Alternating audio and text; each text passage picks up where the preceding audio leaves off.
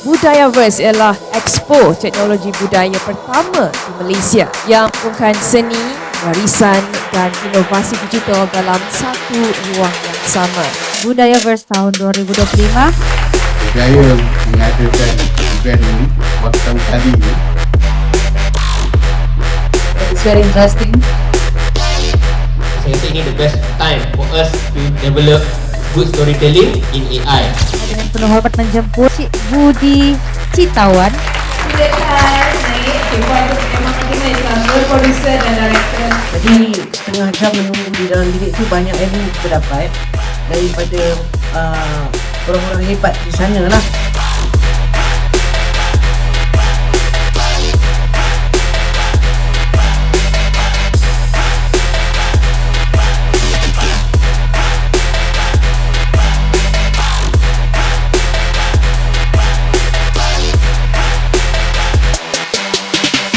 So basically this is the great platform and opportunity untuk kita mengetengahkan teknologi atau AI dalam keseharian kita. Jadi yang pertama dan utama adalah to train and to make the filmmakers understand apa kepentingan AI itu dan apa yang boleh digunakan untuk memudahkan kerja mereka di dalam pembuatan film itu sendiri.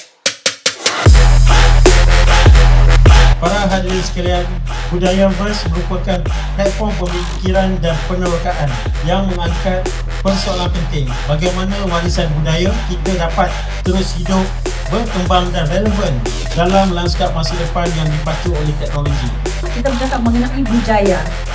Jadi macam mana dia dapat data? Kitalah yang membudayakan data-data tersebut.